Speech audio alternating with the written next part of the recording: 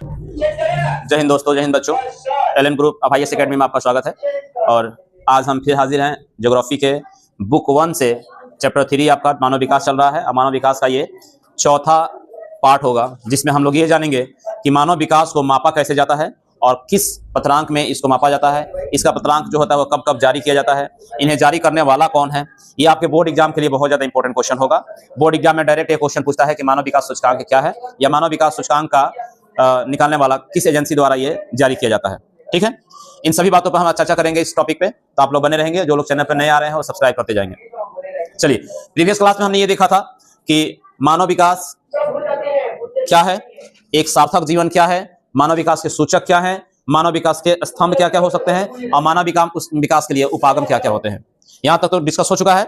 जो लोग अगर नहीं है, नए देखे हैं अभी तक वीडियो, वो लोग जाकर के नेक्स्ट वीडियो में देखेंगे, या जो पहले वीडियो डाला गया उसमें जाकर के चेक करेंगे। ठीक है, चलिए उसके बाद बात करते हैं अभी मानव विकास के मापन के सूचक। तो मानव विकास के मापन का सूचक जो होता है वो होता है ये UNDP द्वारा निकाला जाता है। जिस एजेंसी द्वारा ये निकाला जाता है उस एजेंसी का नाम क्या है? UNDP। यूएनओ द्वारा ये एक एजेंसी है जिसको UNDP कहा जाता है। और 1990 से ये हर वर्ष SDR रिपोर्ट तैयार कर रहा है। SDR का मतलब होता है ह्यूमन डेवलपमेंट इंडेक्स। यहां हमने लिखा भी है ह्यूमन डेवलपमेंट इंडेक्स। तो ह्यूमन डेवलपमेंट इंडेक्स जो होता है वो कौन तैयार करता है? UNDP। कौन तैयार करता है? UNDP। लेकिन इसका प्रतिपादन या इसका आधारशिला किसने दिया था? महबूबुल हक ने। किसने दिया था? महबूबुल हक ने। 1990 में जैसे ही इन्होंने मानव विकास की अवधारणाएं प्रस्तुत किया, UNDP को ये बातें पसंद आई और उन लोगों ने इस चीज पे काफी सारा रिसर्च किया और पता लगाया कि हाँ, इस तरह से हम किसी देश के विकास को माप सकते हैं और किसी देश के लोगों के हम बारे में जान सकते हैं कि वहाँ के लोग कैसे रहते हैं और वहाँ के लोगों का विचार विमर्श या विकास किस रूप में हुआ है। ठीक है, वहाँ पे शिक्षा किस रूप में है, स्वास्थ्य किस रूप में है, लोगों की क्षमताएं किस तरह से विकसित हुई है या नहीं हुई है। तो उसको मापने के लिए डॉक्टर महबूबुल हक ने अपना थ्योरी दिया और उस थ्योरी से UNDP इसको एक्सेप्ट करता है और 1990 से हर वर्ष एक पत्रांक जारी करता है पूरे वर्ल्ड का लेकर के, जिसमें हर देश के विकास को मापा जाता है और हर देश के विकास को इस पत्रांक में जारी किया जाता है। ठीक है, चलिए उससे आगे देखते हैं। अब एक और होता है यहाँ पे, अब इसको मापने का दो है। एक तो है आपका कि ह्यूमन डेवलपमेंट इंडेक्स, यानी कि यहाँ पे विकास को मापा जाता है कि विकास किस रूप में बढ़ा है। दूसरा है HPI, इसको कहा जाता है ह्यूमन पॉवर्टी इंडेक्स।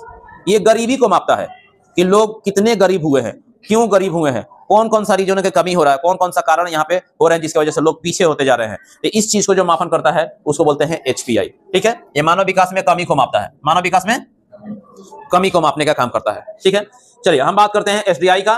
तो SDI का जो आधार है, ये जो आधार है, आधार आप देखिएगा ये 3 चीजों की इसका आधार है। मैंने बताया था कि मानव विकास में ह्यूमन डेवलपमेंट इंडेक्स इन्हीं 3 आधारों से निकाला जाता है। और ये 3 आपको मालूम है, ये 3 क्या है? क्या है? मानव विकास के सूचक। क्या है? मानव विकास के सूचक है। सूचक इसमें कौन कौन है? स्वास्थ्य। स्वास्थ्य से क्या पता चलता है कि लोगों का जीवन प्रत्याशा कैसा है। जीवन प्रत्याशा का मतलब होता है कि लोग कितनी उम्र तक जिंदा रह रहे हैं। जैसे 40 साल पे लोग मर जा रहे हैं, 60 साल पे लोग मर जा रहे हैं, 55 साल पे मर जा रहे हैं, 70 बरस जी रहे हैं, 90 बरस जी रहे हैं, 25 वर्ष जी रहे हैं। तो कितनी जनसंख्या, जैसा जनगणना होता है ना, अभी होने वाला है इस बार भी, तो जनगणना होता है तो उसमें पता लगाया जाता है ना कि हमारे यहाँ जीवन प्रत्याशा कैसे है। तो पता चलता है कि लोग 60 वर्ष जाते जाते बुढ़े हो जा रहे हैं, वहां तक जाते जाते लोग मर जा रहा है। मतलब क्या हुआ? जीवन प्रत्याशा घट रहा है। जीवन प्रत्याशा क्या हो रहा है? घट रहा है। पहले के लोग 40 साल पे जवान माने जाते थे। 40 साल से क्या होते थे? जवान होते थे। 60 वर्ष तक क्या रहते थे? जवान रहते थे। 60 वर्ष तक। तो ऐसे लोग भी अपने यहाँ तो लोकल लैंग्वेज में लोग कहता है कि साठा पर पाठा, मतलब 60 वर्ष को होंगे तो पट्ठा बनेंगे, नहीं पहलवान बनते थे 60 वर्ष पे जाकर के। अपने यहाँ भी 40-45 पार करते करते लोग सब कहता है कि अब जिंदगी में बहुत कुछ कर लिया, आराम की जरूरत पड़ गई अब। ठीक है, हड्डी काम करना लगा, कम हो जा रहा है। ठीक है, तो देखो, तो इसका मतलब है कि जीवन प्रत्याशा क्या जा रहा है? नीचे जा रहा है। स्वास्थ्य सेवाएं बेहतर नहीं हो पाई है। पहले के लोग बहुत अलग अलग चीजें, कच्चा सामान सब एग्रीकल्चर से, खेती से बहुत सी चीजें होता था, उसको खाते पीते थे और अपनी जिंदगी को बढ़िया बनाते थे। अभी के डेट में हमारे पास खाने के लिए बहुत सी चीजें हैं। ठीक है, लेकिन उसके बावजूद भी आप देखिए कि स्वास्थ्य सेवाएं बेहतर नहीं हो रही है। जीवन प्रत्याशा का मतलब होता है कि लोगों का उम्र किस हिसाब से बढ़ रहा है, यानी लोग कितनी लंबी उम्र जी पा रहे हैं। ठीक है, और लोग कितनी लंबी उम्र जी पाएंगे, इस चीज का पता कैसे लगेगा? स्वास्थ्य सेवाओं की वजह से। अगर स्वास्थ्य सेवाएं बेहतर होगी तो लोग लंबी उम्र जिएंगे। स्वास्थ्य सेवाएं अगर ठीक नहीं रहेगी तो लोग कम उम्र में तक ही जी पाएंगे, यानी 45-50 जाते जाते लोग का क्या हो जाएगा? देहांत हो जाएगा, लोग स्वर्ग सिधार चल जाएंगे। ठीक है, दूसरा जो आधार माना गया वो होता है शिक्षा। तो शिक्षा का मतलब है कि यहाँ पे प्रौढ़ साक्षरता सकल नामांकन अनुपात निकाला जाता है कि लोगों में शिक्षा किस अनुपात में है, कितने प्रतिशत लोग पढ़े लिखे हैं, कितने प्रतिशत लोग अनपढ़ हैं, कितने प्रतिशत लोग थोड़ा बहुत पढ़ाई करके छोड़ दिए हैं और कितने प्रतिशत लोग हायर पढ़ाई के लिए आगे गए हैं। ठीक है, तो ये अनुपात निकाला जाता है जिससे पता चलता है कि उस देश के लोगों में शिक्षा का स्तर क्या है। ठीक है, तीसरा आधार होता है संसाधनों तक पहुंच यानी क्रय शक्ति।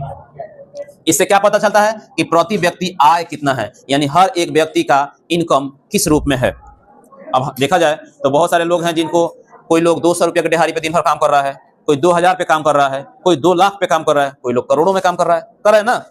तो इन सब की आय जो है, प्रति व्यक्ति आय देखा जाता है, सबकी लगभग अलग अलग है, लेकिन सबका एक अनुपात निकाला जाएगा तो पूरे इस देश के सभी जनता का या सभी लोगों के मिला करके एक अनुपात निकाला जाएगा कि यहाँ प्रति व्यक्ति आय किस रूप में बढ़ रहा है। ठीक है, तो हमें 3 चीजें निकालनी होती है ह्यूमन इंडेक्स बनाने के लिए, यानी ह्यूमन डेवलपमेंट इंडेक्स बनाने के लिए 3 चीजों की आवश्यकता है, स्वास्थ्य, शिक्षा और संसाधनों तक पहुंच। अगर ये 3 चीजें हम किसी देश की अगर संख्या में निकाल पाते हैं तो इसी को हम ऐड करके और उसी बेस पे हम एसडीआई रिपोर्ट तैयार करते हैं। ठीक है, तो यूएनडीपी हर देश से ये 3 आंकड़े प्राप्त करता है और 3 आंकड़ों का 1/3, 1/3, 1/3, 1/3, 1/3, 1/3 ये तीनों सूचक से ये 1/3 हिस्सा ले करके और उसके बीच का रेंज निकाल करके किसी देश का ह्यूमन डेवलपमेंट इंडेक्स जारी करता है। 1/3 प्लस 1/3 प्लस 1/3 इक्वल टू कितना हो जाएगा? 1। समझ में आया? तो इसीलिए जो स्कोर है वो कितना से निकलता है? 0 से 1 तक। 0 से 1 तक एचडीआई का वैल्यू कितना होता है? 0 से 1। एचडीआई का वैल्यू कितना होता है? 0 से 1। कौन निकालता है? यूएनडीपी। कैसे निकालता है? तो एचडीआई के आधार होता है, एचडीआई निकालने के लिए आधार स्वास्थ्य, शिक्षा और संसाधनों तक पहुंच के आधार पर निकाला जाता है। एचडीआई रिपोर्ट कैसे तैयार की जाती है? स्वास्थ्य, शिक्षा और संसाधनों के पहुंच के आधार पर। यही वो 3 आधार हैं जिसके आधार पर यूएनडीपी किसी भी देश का एचडीआई रिपोर्ट जारी करता है। ठीक है, और उसका आंकड़ा कितना होता है? 0 से 1 के बीच होता है। अब देखिए यहाँ पे कुछ हमने रेंज दिया है, जैसे एक ग्राफ है ये, इस ग्राफ में 0.0 से लेकर के 0.5 तक इसके बीच का अगर कोई रेंज में आएगा तो उसको कहा जाता है निम्न स्तर का एचडीआई। निम्न स्तर का एचडीआई। अगर 0.5 से 0.7 तक अगर कोई आ रहा तो वो कहता है मध्यम, जिसमें 39 देश आते हैं। यहाँ निम्न में कितने देश आ रहे हैं? 38 देश। मध्यम में 39, जबकि अगर उच्च 0.7 से 0.8 तक कितने आएंगे? 53 देश शामिल है। अति उच्च की संख्या कितना है? 59, जिनका 0.8 से पूरा 1 तक के रेंज के बीच में अगर जिसका एचडीआई वैल्यू आएगा उसको अति उच्च के कैटेगरी में रखा जाता है। अब ध्यान दीजिएगा, सबसे कम अभी तक, सबसे कम यानी कि 0 के और 0.5 के बीच में जिनका एचडीआई वैल्यू आता है वो है नाइजीरिया। वो कौन है? नाइजीरिया। इसको नाइजर कहा जाता है। नाइजीरिया है, नाइजर है। ये गरीब देश है। इसी से पता चलता है कि कौन कितना अमीर है। बात समझ रहे हैं? यहाँ के लोग कितना डेवलप है। तो नाइजर के लोग जो है वो काफी ज्यादा पिछड़े हुए हैं। ये कैसे पता चलता है हमको? एचडीआर का वैल्यू देखने के बाद।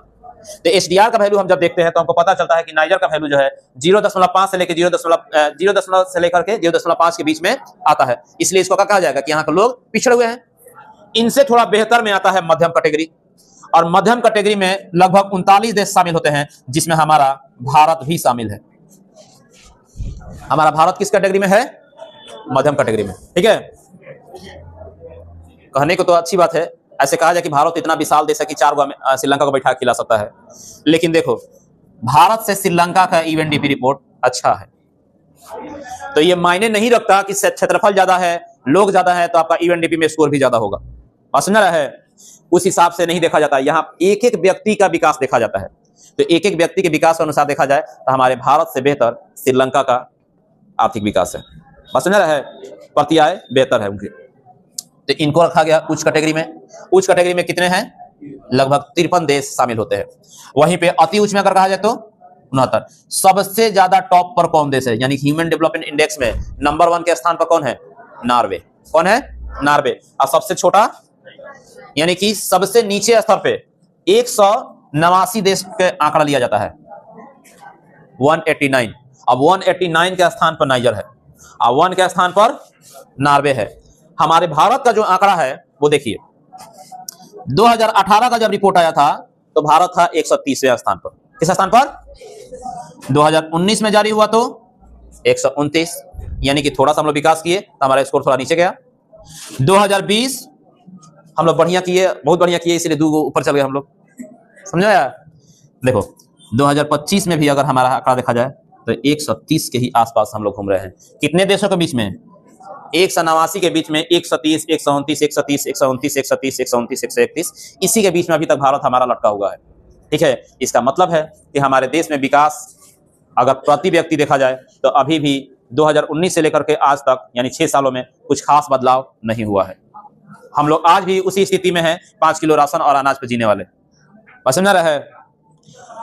जैसे तेजस्वी यादव के भाई तेज प्रताप हैं, उनके आपने वीडियो देखे होंगे। एक वीडियो में आके बोल रहे हैं कि 5 किलो की जगह पे हम लोग अब 10 किलो राशन देंगे या पूरा घर परिवार खूब बैठ के खाएंगे मजे से। बताओ, इतना मतलब वो क्या बोलते हैं इसको, काफी खुशी से एकदम प्राउड फीलिंग होकर बता रहा है कि भाई हम 10 किलो, अरे बकलो 10 किलो अनाज तुमको दे देंगे, तुम खा लेगा महीना भर? हैं? चावल दाल खा के जिंदा रह जाएगा महीना भर? तुम उस व्यक्ति को रोजगार दो, उस व्यक्ति को तुम बेहतर शिक्षा दो, उस व्यक्ति को उस कैपेबिलिटी, उसके विकल्पों में वृद्धि करो, उसको विकल्प में तुम वृद्धि कर दो, वो खुद ब खुद आ जाएगा। तुम्हें 5 किलो अनाज के मोहताज रहेगा जी? नहीं। देश जब से आजाद हुआ है तब से लोगों का अनाज बांटा जा रहा है हिंदुस्तान में, और हम कह रहे हैं कि भारत विकास कर रहा है। भारत विकास कहां कर रहा है जी? अगर आज भी 5 किलो अनाज पे अगर लोगों को जिंदा रखा जा रहा है तो कैसे मानेंगे कि भारत विकास कर रहा है? मान सकते हैं? नहीं मानेंगे। हम तब मानते हैं कि भारत विकास कर रहा है जब ये अनाज देने वाला सिस्टम बंद करके हर व्यक्ति को उसके अनुसार उस पर सक्षम बना दीजिए। जैसे मोदी जी कहते हैं ना, आत्मनिर्भर भारत बनेगा। तो आत्मनिर्भरता कब आएगी? जब हर व्यक्ति के पास रोजगार होगा, वो अपना खुद से कमाएगा, खुद अपनी लाइफ को बेहतर बनाएगा। आपके 5 किलो अनाज की मोहताज वो नहीं रहेगा। लेकिन अगर आज भी 5 किलो अनाज पे ही जिंदा रखने की अगर बात चल रही है देशों में, इसका मतलब है कि हम आज भी वही हैं जहां कल थे। समझ रहा है? जब तक इन अनपढ़ नेताओं का कैटेगरी खत्म नहीं होगा तब तक हम लोग भी इसमें खास बदलाव नहीं कर पाएंगे। समझ आया? जैसे अभी बहुत सारे हम देखे थे इधर की रिपोर्ट में कुछ बातें उठी थी कि देश में अब इन लोगों के लिए भी एक इंस्टीट्यूट खोला जाए, तो उसमें नेताओं को पढ़ाया जाएगा। जो बढ़िया डिवीजन से पास होंगे उन्हीं को अधिकार दिया जाएगा इलेक्शन लड़ने का, अदरवाइज दूसरा कोई इलेक्शन नहीं लड़ पाए। जैसे छोटा मोटा शुरुआत तो हो चुका है बिहार में। बिहार में आपको मालूम है कि नहीं मालूम है? मैट्रिक पास ही अब कोई मुखिया का इलेक्शन लड़ सकता है। मालूम है? मैट्रिक फेल अगर कोई होता है तो उसे आप मुखिया का इलेक्शन लड़ने का अधिकार, सरपंच हैं तो 8वां पास चाहिए। ठीक है, सरपंच है तो 8वां पास, मुखिया है तो 10वां पास। आधा से ज्यादा मुखिया तो घर बैठ गया सब, है ना?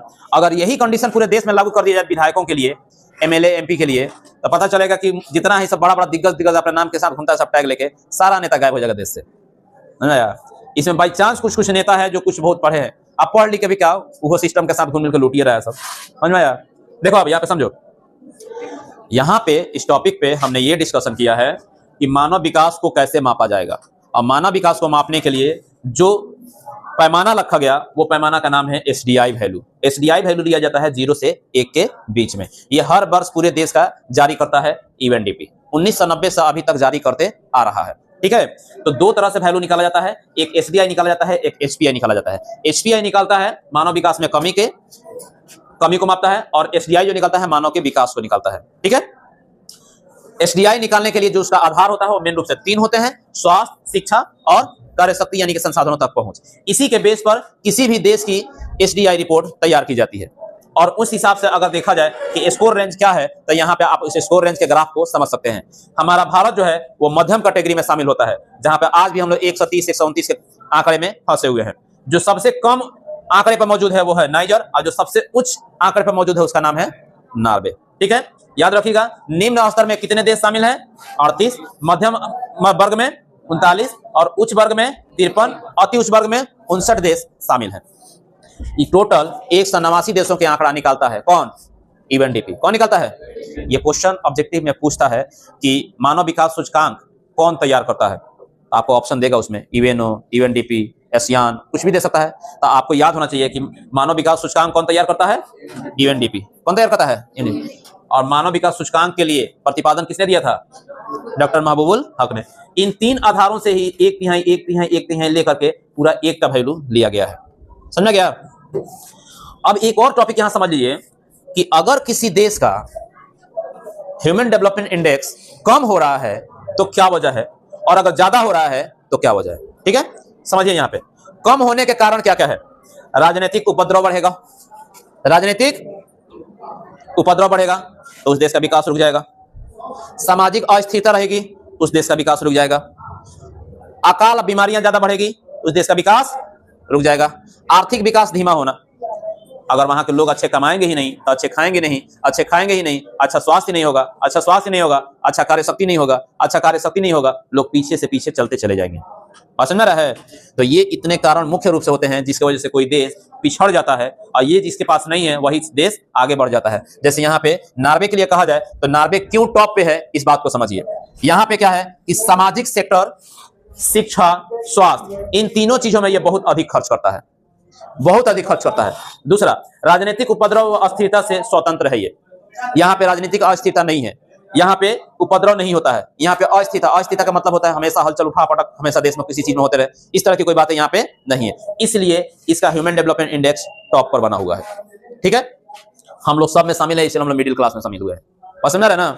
यहाँ पे नाइजर जो है वो बिल्कुल नीचे पे है। रीजन है इसके पास क्योंकि इनके पास राजनीतिक उपद्रव ज्यादा है, सामाजिक अस्थिरता ज्यादा है, अकाल और बीमारियां ज्यादा है, आर्थिक विकास धीमा है, और इनको अपने समाज सुधारक पे जितना खर्च करना चाहिए उतना नहीं कर पाते हैं, बहुत ही आवश्यक यानी कि बहुत ही कम ही खर्च कर पाते हैं।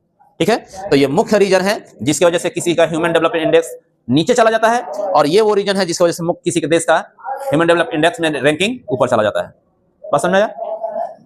इससे क्या क्या क्वेश्चन बन सकते हैं अब वो सुनिए ध्यान से। क्वेश्चन पूछता है ह्यूमन डेवलपमेंट इंडेक्स क्या है, यानी कि मानव विकास सूचकांक क्या है, मानव विकास सूचकांक कौन जारी करता है, और मानव विकास सूचकांक किसने प्रतिपादन किया। ठीक है, इसके साथ ही कौन रैंकिंग नीचे पे है, यानी कौन रैंकिंग टॉप पर है। भारत का मानव विकास सूचकांक में कितना रैंकिंग है ये भी आपसे पूछा जाएगा। ठीक है, चलिए, अगर नहीं समझ में आएगा तो वीडियो सेक्शन में जाकर के नीचे कमेंट करिएगा, और फिर अगले क्लास में मिलते हैं किसी नए टॉपिक के साथ। तब तक के लिए जय हिंद।